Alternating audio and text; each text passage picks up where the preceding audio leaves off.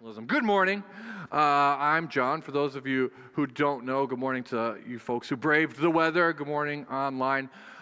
We are, yes, Tony's back there like, ooh, ooh, ooh. That's right. Oh, you're excited about the snow? That's what you're cheering for? You can go. Everyone else, welcome. Tony, what's wrong with you?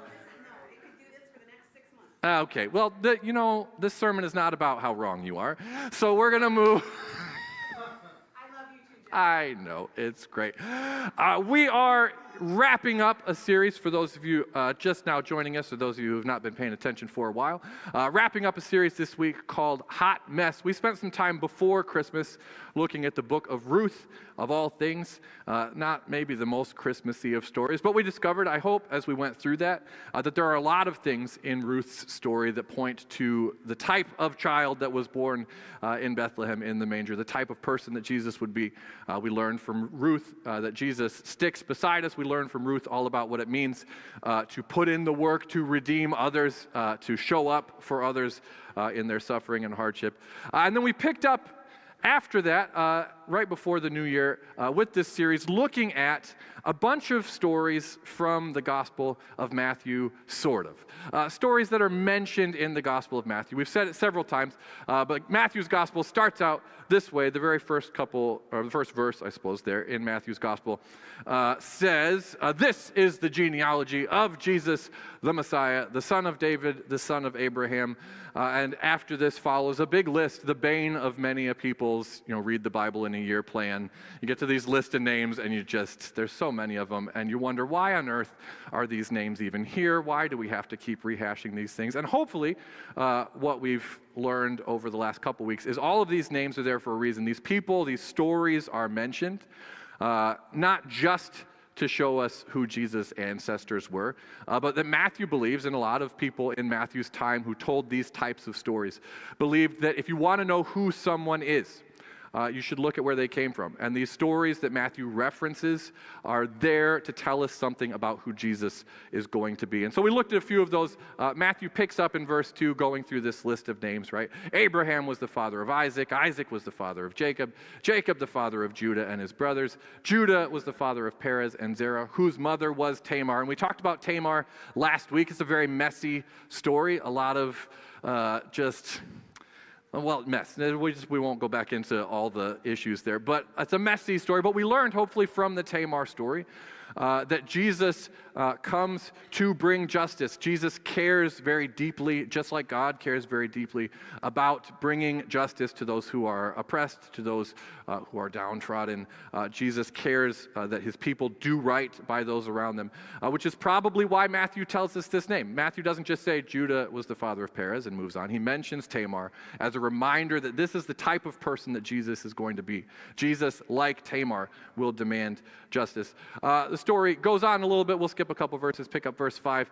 Salmon was the father of Boaz, whose mother was Rahab. We talked about Rahab a few weeks ago. Boaz, the father of Obed, whose mother was Ruth. So here in this verse, we have again Rahab mentioned, Rahab the prostitute, who is maybe a strange person to include in your genealogy of the Messiah. But we learned, looking at the Rahab story, and a lot of other stories, it turns out, in the Bible, that God very often works in unexpected ways through unexpected people to accomplish his purpose. We learned from Rahab that we should pay attention to what God is doing, that we should act in faith, we should step out and do the next right thing.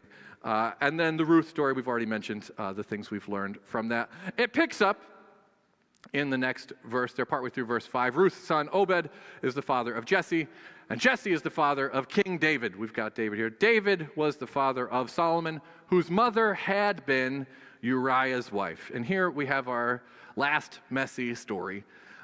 Is anybody, I didn't tell you there was going to be a quiz, or maybe you wouldn't have braved the weather, whose mother had been Uriah's wife. Anybody know who this is? Bathsheba. This is a messy story. We've had messy stories already. We had the messy story of Jericho's prostitute. We had the messy story of Tamar. And now we have the story of David and Bathsheba. So we're not going to read the whole thing. We'll just look at parts of it. And I'll tell you before we jump into the story that this is the sermon in this series that's been the biggest question mark for me. We're full disclosure, total honesty. When we first started talking about doing this series about 6 months ago, and I was like, yeah, this would be great. We can pick up with those names, and I knew exactly what we could talk about with Rahab. I knew just what we could talk about with Tamar, and I assumed that with 6 months lead time, I could figure Bathsheba out. I just wasn't sure what to do, and we'll see why here in a second. So this is how Bathsheba's story goes. It's in 2 Samuel chapter 11. It says this: In the spring, at the time when kings go off to war, David sent Joab out with the king's men and the whole Israelite army. They destroyed the Ammonites, besieged Rabbah, but David remained in Jerusalem. One evening, David got up from bed and walked around on the roof of the palace, and from the roof he saw a woman bathing. The woman was very beautiful, and David sent someone to find out about her. The man said, "She's Bathsheba, the daughter of Eliam and the wife of Uriah the Hittite." David sent messengers to get her. She came to him, and he slept with her. She was purifying herself from her monthly uncleanness. Then she went back home. In verse 5, the woman conceived and sent word to David, saying, "I am pregnant." What is going on here in this story? And why does Matthew decide that he has to mention this story? Of all the things, he goes through all these names. There are 3 kind of sets of 14 names in this list. He only mentions 4 of the mothers in this whole list. And he does it on purpose. He mentions Tamar on purpose. He mentions Rahab on purpose. He mentions Ruth on purpose. And now we have this story. He picks this story on purpose to tell us something about who Jesus is. And I've been racking my brain for months trying to figure out why. Because I can't, for the life of me, come up with a good reason that Matthew would say, you know who we need to remind people of when we tell Jesus' story? Bathsheba. That's who we need to talk about. I don't get it. At first, I thought maybe it's because in this story, Bathsheba, in some ways, kind of suffers in silence. She only says one thing. The only thing Bathsheba says in this whole story is she sends messengers that say, "I am pregnant." And I thought maybe, because when we look at the Gospels, we see Jesus in his last kind of week of life. He gets arrested, and all these accusations are getting thrown at him. And you may remember from the Gospel stories, he hardly responds to anything. He just sits there quietly, and people are amazed. But I don't think that's it. And frankly, I'm glad that's not it. Because I think that sort of idea, the sort of idea that we should suffer in silence the same way Jesus does, misses a lot of times the point of that story in Scripture. And I think it encourages people to stay in situations they should not stay in, and it sprinkles a little kind of theology on top of it to get people to suffer and to go through things they should not. For people to stay in situations that are dangerous to them physically or mentally or emotionally instead of leaving, because the church says Jesus suffered silently, so I should too. And so I don't think that's what's going on here. I don't think that is why Matthew includes this story. And so if you hear nothing else from me today, please hear that part. That I do not think that the Bible is kind of theologizing your staying in a bad situation. Jesus, we learned already, insists on justice. And it is not just to force someone to stay in a dangerous situation. So that couldn't be it. And so I thought a little bit more, what could it be? Why this story? And similar to last week when I said, it's not, the question isn't why is Tamar listed? The question should be, why is Judah listed? Because Judah's the bad guy in that story, right? Tamar she doesn't do everything, right? But she is kind of the heroine of the story. Similarly here, David, in this story, kind of a mess.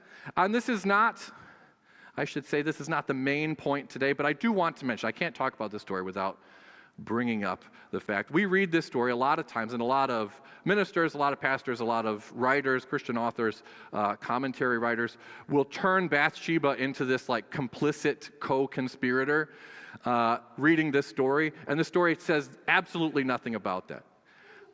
As well, she must have done something. Why was she out there on the roof bathing? Or she must have this, or she must have that. This story doesn't say anything about that. And I feel like I should bring that up because I think that the habit we get into of reading stories like this in Scripture, seeing someone like David, who's called in one place a man after God's own heart, who must therefore be the pinnacle of all things that are good and beyond reproach. And he does this terrible thing, and it must have been Bathsheba's fault. That's a terrible way to read Scripture, and it rubs off on the way we interact with the world around us. This same impulse to look at this story and try to make David the good guy somehow and make Bathsheba the villain somehow shows up in the way that we treat any number of these similar situations in our real modern world. When our Christian heroes are found to be kind of chronic abusers. Well, it must have been the other person's fault. That's terrible. And when we're not careful about how we read stories like this in Scripture, it will impact the way we hear similar stories in our own world. So, that's an aside. It's good to think about. And so this is not why Bathsheba's in there. And then it struck me this week. It's one of those like shower thoughts, it's like those random things that you think about. I finally figured it out. Then I was in the shower. This is all you need to know about that. And I was like, oh, I got it. I figured it out because Bathsheba isn't named. We learned about Tamar, and it says Tamar is the mother of these people. We learned about Ruth and Rahab, and those people are specifically named, but Matthew doesn't name Bathsheba. And at first I thought, well, maybe it's because he's embarrassed about it. He doesn't want to, expressly bring up this story where David, the ideal king is found out to be the bad guy. Maybe that's it, but I don't think so. He doesn't say Bathsheba. He says David was the father of Solomon, whose mother had been Uriah's wife. He mentions Uriah, not Bathsheba. And I think, and I could be wrong, I've been wrong before, this is just where I'm at today, I think that Matthew does that on purpose. And Matthew names Uriah because it's Uriah, not Bathsheba, who teaches us something about who Jesus is in this story. Because we will look at some more of the story and we will see in Uriah a model for what it means to be faithful, a model for what it means to be faithful even when those around you are not. And that, I think, is what Matthew wants us to pick up from this story. So let's look a little bit of Uriah's story. This is right after David has slept with Bathsheba, and she has sent word back that she is pregnant. Picking up right after that, this is verse 6 in that same chapter. So David sent this word to Joab, who is the general of his armies. Send me Uriah the Hittite. And Joab sent him to David. When Uriah came to him, David asked him how Joab was doing, how the soldiers were, how the war was going. And then David said to Uriah, go down to your house, wash your feet. So basically like kick back, put your feet up, go home, relax, see your family. You got it. So Uriah left the palace, and a gift from the king was sent after him. But Uriah slept at the entrance to the palace with all his master's servants and did not go down to his house. And David was told Uriah did not go home, so he asked Uriah, haven't you just come from a military campaign? Why did you not go home? And Uriah said to David, the ark of Israel and Judah are staying in tents, and my commander Joab and my Lord's men are camped in the open country. How could I go to my house and eat and drink and make love to my wife? As surely as you live, I will not do such a thing. And the story goes on. David tries to get Uriah drunk, and even drunk, Uriah sleeps on the stairs of the palace. He won't go home. He won't go back to his house where he can sleep with Bathsheba. David's hoping maybe if Uriah goes home and he's drunk and they sleep together, he'll think that this child is his and I will be off the hook. And Uriah will not do it. He won't go home because the ark of God, my commander, all those men are sleeping in the field, and I could not go to my home while they're there. And so David has to come up with another plan. David writes a letter to Joab, and he says, put Uriah in the place where the fighting is fiercest, and then tell everyone but him to withdraw. So he dies. And that's what they do. He sends that letter with Uriah. Uriah carries the letter himself, apparently doesn't read it, gives it to his commander. His commander does what David says. A bunch of people die. They report back to David, and Joab says, now you're going to report to David, and he's going to get real mad. But remind him, after you give him the report about how bad this went, remind him that Uriah is dead. And then he won't be mad. And so the messenger comes to David. He tells him what happened. David gets mad. He says, why would you do that? Why would you? And they say, Uriah is also dead. And David's like, well, this is how wars go. This is what happens. And then the picks up right at the very end, after Uriah has died. The end of the chapter here in 26. When Uriah's wife heard that her husband was dead, she mourned for him. After the time of mourning was over, David had her brought to his house, and she became his wife and bore him a son. David already married at this point, by the way, several times. Bore him a son, and the thing that David had done displeased the Lord. And we find out in the next chapter that David, a messenger comes to David, a messenger named Nathan, who's a prophet, tells David a story that convicts David. David gets really mad at the person in this story. He finds out the person in the story is him. All these things go on. If you keep reading, you find out that child, the one conceived between David and Bathsheba in this chapter, dies. They have another child. This is Solomon. And it moves on. But I think the point of this story, the reason that Matthew points to this story is Uriah, not Bathsheba. Uriah has something to tell us about who Jesus is going to be. That Jesus, like Uriah, chooses faithfulness, chooses to stand with the people who need him the most, who does not choose his own comforts, does not choose his own desires, but he chooses his people, in this case, the general and all the other folks who are there in the front of the war. Uriah is faithful when no one around him is. Everyone else that Uriah interacts with in this story, it seems, is some kind of scumbag. David, not a great guy in this story. I have serious questions about Joab also, if we're being honest. Joab, who gets this letter, who looks at it and doesn't say, have you read this? What's going on? Who doesn't just refuse David's order because it's a terrible thing to do. Uriah is surrounded by people who do the wrong thing, and he remains faithful. And with the people who need him. Matthew cares about that portrayal of Jesus. This is what Matthew says about Jesus over and over again. One of the very first things that Matthew tells us about Jesus after the genealogy, he goes through son of this person, yada, yada, yada, all the way through. And then he says in chapter 1, this is part of the birth stories, one of the things the angel says in the dream to Joseph. It's a quote, I suppose, right after the dream to Joseph. The virgin will conceive and give birth to a son, and they will call him Emmanuel, which means God is with us. That God stays with us. God remains with us and is faithful to us. Does anybody know? This is really interesting to me. That's one of the first things that Matthew says. He will be called Emmanuel, which means God with us. Anybody know the very last thing Matthew says? There's a lot of quizzes today, I apologize. You probably wouldn't have shown up if you didn't. It's the Great Commission. And the last thing out of Jesus' mouth is this: surely I am with you always, to the very end of the age. Matthew wants us to know that that's who Jesus is. Matthew tells us, he reminds us of this story in the midst of his genealogy, in the midst of all of these names. He reminds us of this story, of this Hittite person, another foreigner, by the way, a lot of foreigners in these stories, who chooses faithfulness, who chooses to be with the people who need him the most. Because that's who Jesus is. Jesus is God with us. Jesus is the one who promises to be with us always. So we see in Hebrews chapter 13 where God says, never will I leave you, never will I forsake you. That is who Jesus is. And that's what Matthew wants us to know. So we've seen, just to wrap us up, we've seen in this list of names, and I hope that this has been helpful or enlightening in some way, that you see something in this list that maybe you haven't seen before, that it's not just, here are the ancestors. It's not, the Ancestry.com or the whatever it is, 23andMe, let's figure out all of that. That there's something about these names that point us to who Jesus is.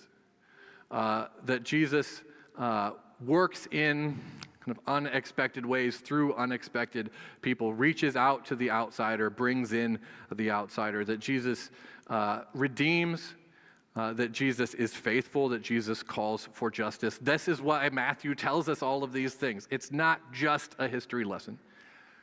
He says, you want to know about this Jesus? You want to know who he is or what he cares about? Look at these stories. Remind yourself of what God has been doing for generations, however many it is. I can't do math very well. Hold on. 28, 40, 42, something like that. Anyways, a bunch of them. This is what God has been up to. And you'll see it. You'll see little bits of Tamar in my son. You will see bits of Ruth and Rahab and Uriah in my son. That is who he is. Faithful, standing beside the people who need him the most.